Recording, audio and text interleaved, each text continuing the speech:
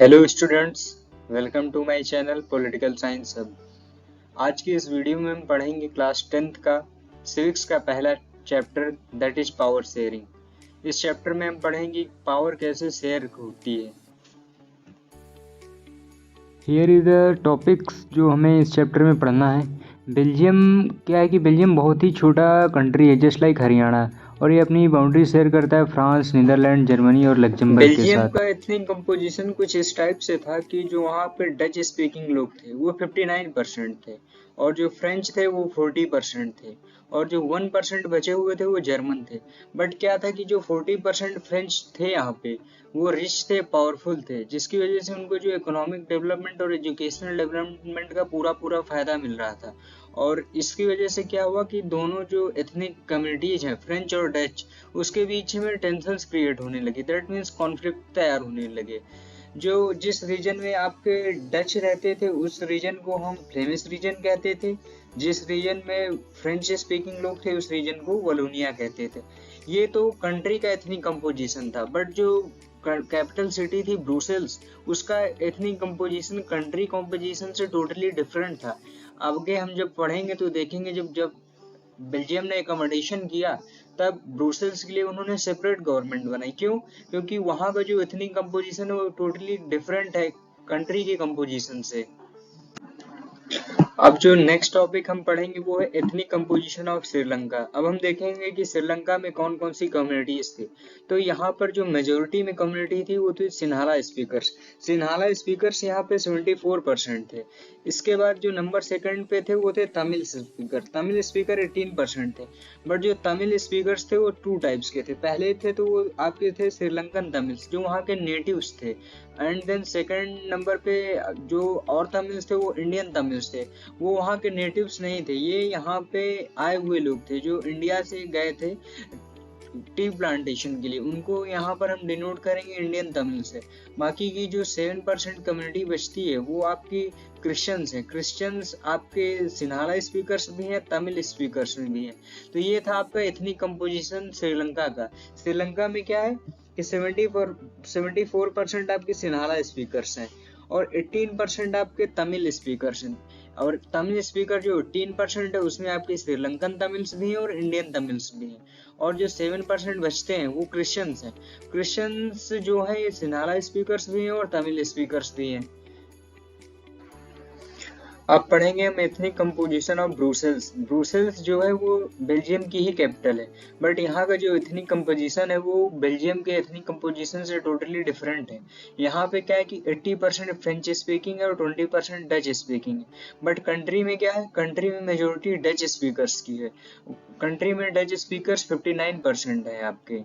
आपको comment section में बताना है कि ब्रुसेल्स किस चीज का हेडक्वार्टर है। जो बेल्जियम का एथनिक कंपोजिशन था, जो परसेंटेज ऑफ कम्युनिटीज था उसमें डिफरेंस था, जिसकी वजह से कॉन्फ्लिक्ट्स होने लगे। बट जो बेल्जियम की गवर्नमेंट थी उसने कम्युनिटी डिफरेंस को बहुत अच्छे से हैंडल किया। 1970 से 1993 के बीच में बेल्जियम के लीडर्स थे जो, उन्होंने कॉन्स्टिट्यूशन को 4 बार अमेंड किया। और इसके बाद उन्होंने जो बेल्जियम का मॉडल था वो टोटली डिफरेंट कर दिया। उन्होंने वहां से उन्होंने एक कॉन्सेप्ट निकाला एकोमोडेशन इन बेल्जियम का। उसमें क्या था कि जो बेल्जियम की गवर्नमेंट थी उन्हें सबको इक्वलिटी दी। यहाँ पे ऐसा नहीं था कि डच कंट्री में मेजोरिटी में है तो उनकी सुप्रियोरिटी रखते हुए उन्होंने कुछ काम किया हो। यहाँ पे ऐसा कॉन्स्टिट्यूशन लाया गया जो इक्वल था। जो एलिमेंट्स निकल के आते हैं बेल्जियम मॉडल से देखने के लिए, पहला कॉन्सेप्ट यही है कि जो बेल्जियम गवर्नमेंट थी उसने क्या कर दिया कि जो फ्रेंच स्पीकिंग मिनिस्टर है और जो डच स्पीकिंग मिनिस्टर्स हैं उनकी जो वैल्यू है वो इक्वल कर दी सेंट्रल गवर्नमेंट में। दैट मीन्स कि जितने डच स्पीकिंग मिनिस्टर्स होंगे उतने ही फ्रेंच स्पीकिंग मिनिस्टर्स होंगे, जिसकी वजह से जो कम्युनल डिफरेंस है वो देखने को नहीं मिलेगा और कम्युनिटी डिफरेंस जो है बहुत अच्छे से हैंडल किया जा सकता है। जब दोनों ही कम्युनिटीज के मिनिस्टर्स इक्वल होंगे तो किसी भी टाइप का कोई कॉन्फ्लिक्ट अराइज नहीं होगा। जब यहाँ पे इक्वलिटी है दैट मीन्स जो एकोमोडेशन हो रहा है बेल्जियम में बहुत अच्छे ढंग से हो रहा है। कम्युनिटी डिफरेंस कहीं से भी देखने को नहीं मिल रहा है हमें। और जो दूसरा इन्होंने एकोमोडेशन से पॉइंट निकाला वो ये था कि जो स्टेट गवर्नमेंट है वो सबऑर्डिनेट नहीं होगी सेंट्रल गवर्नमेंट की। दैट मीन्स जो स्टेट गवर्नमेंट है वो अपने खुद के लॉज बना सकती है, खुद का डेवलपमेंट वर्क कर सकती है। सेंट्रल गवर्नमेंट किसी भी टाइप का कोई इंटरफेरेंस नहीं करेगी सेंट्रल गवर्नमेंट की पॉलिसीज में। तो जो पहले दो कॉन्सेप्ट निकल के आए, पहला ये था कि यहाँ पे जो डच स्पीकिंग मिनिस्टर्स होंगे और जो फ्रेंच स्पीकिंग मिनिस्टर होंगे सेंट्रल गवर्नमेंट में, वो इक्वल होंगे। और जो दूसरा कॉन्सेप्ट निकल के आया वो ये था कि जो स्टेट गवर्नमेंट है वो सेंट्रल गवर्नमेंट की सबऑर्डिनेटरी नहीं होगी, वो इंडिपेंडेंट होगी, वो खुद के लॉज बना सकती है। ऐसा नहीं है कि उसको पहले कोई भी काम करने के लिए सेंट्रल से परमिशन लेनी पड़ेगी, जैसा कि फेडरल कंट्रीज में होता है। बेल्जियम के अकोमोडेशन से जो थर्ड फीचर निकल के आए वो ये था कि जो कैपिटल सिटी है ब्रुसेल्स, वहाँ के लिए सेपरेट गवर्नमेंट होगी, जिसमें जो दोनों ही कम्युनिटीज हैं डच और फ्रेंच, उसका इक्वल रिप्रेजेंटेशन होगा। फोर्थ पॉइंट ये है कि जो बेल्जियम की गवर्नमेंट है उसमें सेंट्रल और स्टेट गवर्नमेंट के साथ साथ थर्ड काइंड ऑफ गवर्नमेंट होगी, जिसको हम कम्युनिटी गवर्नमेंट कहेंगे। कम्युनिटी गवर्नमेंट का क्या काम होगा कि जो कल्चरल, एजुकेशनल और लैंग्वेज रिलेटेड इश्यूज हैं किसी भी कम्युनिटी के, वो उन सारे इश्यूज पे काम करेगी।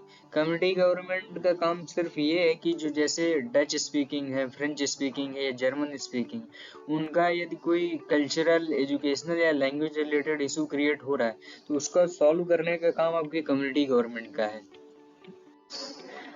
अभी आपने पढ़ा कि जो बेल्जियम ने कैसे अपने यहाँ का जो कम्युनिटी कॉन्फ्लिक्ट था उसको बहुत अच्छे से सॉल्व कर लिया, कैसे सबको इक्वल राइट्स देके। वहाँ पे उन्होंने एकोमोडेशन की पॉलिसी अपनाई, दैट मीन्स सबका इक्वल रिप्रेजेंटेशन होगा, इक्वलिटी जैसी चीज उन्होंने अपनाई। बट जो श्रीलंका था, यहाँ पे इक्वलिटी जैसी कुछ नहीं थी। यहाँ पे जो कॉन्सेप्ट अपनाया गया वो था मेजोरिटेरियनिज्म का। श्रीलंका आपका इंडिपेंडेंट होता 1948 में, जैसे कि इंडिया इंडिपेंडेंट हुआ 1947 में। बट जैसे ही श्रीलंका इंडिपेंडेंट होता है, यहाँ की जो सिन्हाला कम्युनिटी होती है वो मेजोरिटी में होती है। जब मेजोरिटी में होती है तो वो यहाँ पे गवर्नमेंट बना लेती है। जब गवर्नमेंट बना लेती है तो वो क्या करती है कि जो सिन्हाला स्पीकर्स हैं उनको स्पेशल स्टेटस दे देती है। यहाँ पे जो तमिल्स हैं उनको कोई वैल्यू नहीं करता है। सिन्हाला को ऑफिशियल लैंग्वेज बना देते हैं श्रीलंका की। सिन्हाला स्पीकर्स हैं उनको जॉब एप्लीकेशंस में, यूनिवर्सिटीज में स्पेशल पोजीशंस मिलती है, गवर्नमेंट जॉब में उनको फेवर किया जाता है। और जो आपके यहाँ पे अदर कम्युनिटीज हैं, जो श्रीलंकन तमिल्स है, इंडियन तमिल्स है, उनके राइट्स वायलेट हो रहे थे, उनको कोई एक स्टेटस नहीं मिल रहा था। और जो श्रीलंका के सिन्हाला स्पीकर्स थे उनको रिजर्वेशन मिल रहा था गवर्नमेंट जॉब में, यूनिवर्सिटीज में एडमिशंस में। तो इसकी वजह से क्या हुआ, जो इंडिया तमिल और श्रीलंकन तमिल्स थे उन्होंने कॉन्फ्लिक्ट स्टार्ट कर दिया, उन्होंने मूवमेंट स्टार्ट कर दिया। उन्होंने क्या किया कि उनको भी इक्वल पॉलिटिकल राइट्स चाहिए थे। और उन्होंने जो उनके खिलाफ डिस्क्रिमिनेशन हो रहा था जॉब्स में, जो उनको अपॉर्चुनिटीज मिलनी चाहिए वो नहीं मिल रही थी, जिसकी वजह से क्या हुआ, वहाँ पे राइट्स होने लगे, दंगे होने लगे। और जो श्रीलंका में मेजोरिटेनिज्म का कॉन्सेप्ट था वो कहीं ना कहीं बहुत खराब था। बेल्जियम ने क्या किया, वहाँ पे इक्वालिटी दे के अपने यहाँ का जो कॉन्फ्लिक्ट डिस्प्यूट था उसको तो सही कर लिया। बट श्रीलंका में नहीं ऐसा हो पा रहा था। क्यों? क्योंकि श्रीलंकन गवर्नमेंट ने यहाँ मेजोरिटी को प्रायोरिटी दी। जब मेजोरिटी को प्रायोरिटी दी तो जो यहाँ की माइनॉरिटीज थे, तमिल्स, क्रिश्चियंस, उनके राइट्स वायलेट हो रहे थे। अब जब कॉन्फ्लिक्ट हो रहे थे तो जो सिन्हाला स्पीकर्स और तमिल स्पीकर कम्युनिटीज थे उनके रिश्ते भी खराब हो गए, जिसकी वजह से क्या हुआ कि श्रीलंकन तमिल्स ने बहुत सारे मूवमेंट की, पार्टी बनाई, उन्होंने तमिल को ऑफिशियल लैंग्वेज बनाने की बात करी, उन्होंने एक ऑटोनोमस स्टेट मांगा तमिल्स के लिए। बट जो श्रीलंका की गवर्नमेंट थी उसने इस चीज को डिनाई कर दिया, जिसकी वजह से क्या हुआ, श्रीलंका में सिविल वॉर स्टार्ट हो गया। जो तमिल्स थे उन्होंने एक लीग बनाया था जिसका नाम था LTTE। उसके जो लीडर थे प्रभाकरन, उन्होंने इसको लीड किया था। और ऐसे ही कंट्री में सिविल वॉर चलता रहा दोनों कम्युनिटीज के बीच में। जो सिविल वॉर जो आपका खत्म होता है वो 2009 में खत्म होता है। अब यहाँ पे क्यों चीजें ठीक नहीं हो पाई एथनिक कंपोजिशन का, क्योंकि एथनिक कंपोजिशन तो बेल्जियम में भी डिफरेंट था और यहाँ पे भी डिफरेंट था। बट जो गवर्नमेंट ने अप्रोच अपनाई बेल्जियम की और श्रीलंका ने, वो तो टोटली डिफरेंट थी। बेल्जियम ने क्या किया, एकोमोडेशन कर दिया, सबको इक्वल राइट्स दे दिए। बट जो श्रीलंकन गवर्नमेंट थी उसने मेजोरिटेरियनिज्म का कॉन्सेप्ट अपनाया। दैट मीन्स जो यहाँ पे मेजोरिटी है उसको तो उन्होंने बहुत प्रायोरिटी दी, बट जो यहाँ माइनॉरिटी थी उनकी उन्होंने कोई वैल्यू नहीं की। जब कोई वैल्यू नहीं की तो एक जो कॉन्फ्लिक्ट था दोनों कम्युनिटीज के बीच में, वो एक सिविल वार में कन्वर्ट हो गया। हमने इस चैप्टर में दो कंट्रीज के बारे में पढ़ा, बेल्जियम और श्रीलंका। उसमें हमें क्या समझ में आया कि जो दोनों ही कंट्री थी वो डेमोक्रेटिक थी, बट जो उन्होंने कॉन्सेप्ट अपनाया पावर शेयरिंग का वो टोटली डिफरेंट था। बेल्जियम ने क्या किया कि उन्होंने सबकी इक्वालिटी पे ट्रस्ट किया। जब दोनों ही कम्युनिटीज को इक्वल राइट्स थी, जिसकी वजह से क्या हुआ कि जो म्यूचुअली एक्सेप्टेंस था पावर शेयरिंग का वो उन्होंने अरेंज कर लिया। बट श्रीलंका में क्या किया कि श्रीलंका ने जो मेजोरिटी कम्युनिटी थी उसको सुपीरियरिटी दी, उसको सुपीरियर माना, जिसकी वजह से क्या हुआ कि उसने डोमिनेट कर लिया माइनॉरिटी कम्युनिटीज में। इससे क्या हुआ कि जो कंट्री की यूनिटी थी वो खराब हुई। कहीं ना कहीं यूनिटी ना होने की वजह से या श्रीलंका के जो सिनारा स्पीकर्स थे उनके डोमिनेंस की वजह से श्रीलंका में सिविल वार हुआ। बट बेल्जियम ने हैप्पीली उस चीज को एकोमोडेट कर लिया, दैट मीन्स कंट्री की यूनिटी को मेंटेन रखा। तो ये जो दो चीजें हमने सीखी बेल्जियम और श्रीलंका से, दैट मीन्स कि power sharing among all the communities should be equal. अगर कंट्री की डेमोक्रेसी और यूनिटी को मेंटेन रखना है तो कहीं पे भी मेजोरिटी वाला कॉन्सेप्ट नहीं अपनाएंगे। Equality is the main fundamental principle for maintaining the unity of any country. अब हम ये चैप्टर पढ़ रहे हैं पावर शेयरिंग। तो बात ये आती है कि पावर शेयरिंग जरूरी क्यों है। तो पावर शेयरिंग जरूरी इसलिए है क्योंकि ये जो कॉन्फ्लिक्ट होता है, मतलब दो कम्युनिटीज के बीच में कॉन्फ्लिक्ट होने की जो पॉसिबिलिटी होती है वो इसको बिल्कुल कम कर देता है। अगर पावर शेयर हो रही है, सबको इक्वल राइट्स मिल रहे हैं, इक्वल पावर मिल रही है, तो जो कॉन्फ्लिक्ट की पॉसिबिलिटी वो टोटली खत्म हो जाती है। और दूसरा रीजन ये है कि पीपल के पास राइट रहता है कंसल्ट करने का कि कैसे वो गवर्न हो रहे हैं। किसी भी डेमोक्रेसी जहाँ जहाँ पे भी होगी वहाँ पे डेमोक्रेसी का सिंपल सा मतलब ये है पीपल्स रूल। और डेमोक्रेसी तभी होगी जब पावर शेयरिंग होगी, इक्वालिटी होगी। अगर कहीं पे मेजोरिटी वाला कॉन्सेप्ट अपनाया जा रहा है तो वो फ्री एंड फेयर डेमोक्रेसी नहीं है। तो किसी भी डेमोक्रेटिक कंट्री में पावर शेयरिंग बहुत जरूरी है अगर उस कंट्री की डेमोक्रेसी को मेंटेन रखना है। अब हम आते हैं इस चैप्टर के सबसे लास्ट और मेन टॉपिक में, that is forms of power sharing. Power sharing हम कैसे करेंगे। तो जो पहला फॉर्म ऑफ पावर शेयरिंग है that is horizontal power sharing, जिसको हम जो पावर शेयर करेंगे वो डिफरेंट ऑर्गन्स ऑफ गवर्नमेंट में करेंगे, that is legislature, executive and judiciary. यहाँ पे कोई भी ऑर्गन किसी भी ऑर्गन से ज्यादा पावरफुल या कम पावरफुल नहीं।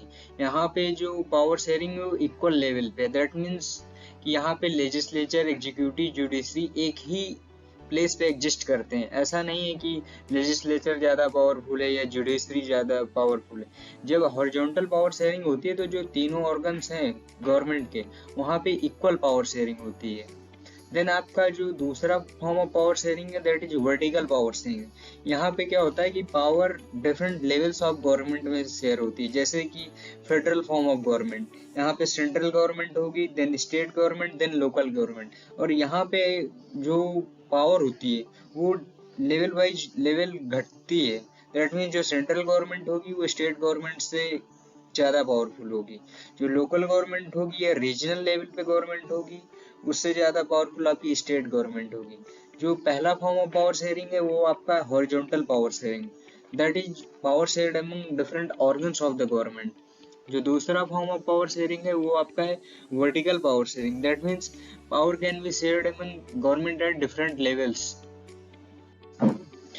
जो फॉर्म्स ऑफ पावर शेयरिंग में थर्ड फीचर है वो ये है कि पावर में also be shared among different social groups. जैसे बेल्जियम में हमने देखा था कि सेंट्रल और स्टेट गवर्नमेंट के अलावा थर्ड फॉर्म ऑफ गवर्नमेंट थी कम्युनिटी गवर्नमेंट। ये इसलिए बनाई गई थी कि मतलब जो वहाँ की कम्युनिटीज हैं उनको उनके साथ फेयर पावर शेयरिंग हो सके।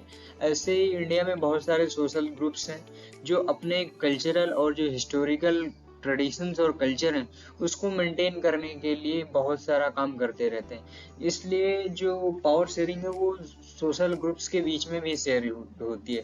दैट मीन्स ऐसा नहीं है कि यहाँ पे कोई भी सोशल ग्रुप या कोई भी कम्युनिटी ग्रुप है वो सप्रेस हो। उसके लिए आपकी बहुत सारे इंस्टीट्यूशंस बने हुए, ऑर्गेनाइजेशन बने हुए इंडिया में, जिसके थ्रू जो पावर शेयरिंग होती है वो सोशल ग्रुप्स के बीच में हो सकती है। जो fourth form of power sharing है वो ये है कि power shared among political parties, pressure groups and movements. अब पॉलिटिकल पार्टीज के बीच में कैसे भी पावर शेयरिंग होती है, तो पॉलिटिकल पार्टीज जो होती है, जब कोएलिशन गवर्नमेंट होती है, जस्ट लाइक सेंट्रल या स्टेट में, कोएलिशन गवर्नमेंट क्या होती है, जब गवर्नमेंट कई सारी पार्टियां मिलके बनाती हैं, तो जो मेन पार्टी होती है वो क्या करती है, अपने अलायंस के साथ पावर शेयरिंग करती है। दैट मीन्स जैसे 2009 में क्या था कि इंडिया में कांग्रेस की गवर्नमेंट थी, तो कांग्रेस मेन पार्टी थी, उसके साथ जो बहुत सारे अलायंस जुड़े हुए थे उनके बीच में भी पावर शेयरिंग हो रही थी। तो दैट मीन्स जो पावर शेयरिंग है वो पॉलिटिकल पार्टीज में भी होती है, सोशल ग्रुप्स में होती है, हॉरिजॉन्टल पावर शेयरिंग होती है आपके different organs of the government में, वर्टिकल पावर शेयरिंग होती है at different levels of government. That means जो पावर होती है वो कई ढंग से शेयर की जा सकती है। पहला फॉर्म ऑफ पावर शेयरिंग था आपका हॉरिजॉन्टल पावर शेयरिंग, जिसमें आपने देखा कि जो पावर शेयर हो रही है डिफरेंट ऑर्गन्स में हो रही है, legislature, executive and judiciary. Then second था आपका vertical power sharing. Vertical power sharing में क्या हो रहा था, डिफरेंट लेवल्स ऑफ गवर्नमेंट में पावर शेयर हो रही थी। Third form of power sharing में ये था कि जो पावर शेयर हो रही है वो डिफरेंट सोशल ग्रुप्स के बीच में हो रही, just like community government in Belgium. Fourth feature था आपको फॉर्म्स ऑफ पावर शेयरिंग में कि power shared among different political party. Political parties में कैसे पावर शेयर हो रही, कोएलिशन गवर्नमेंट के साथ। तो ये था आपका क्लास 10th का सिविक्स का पहला chapter, power sharing. Thanks for watching this video. Do like, comment, share and subscribe.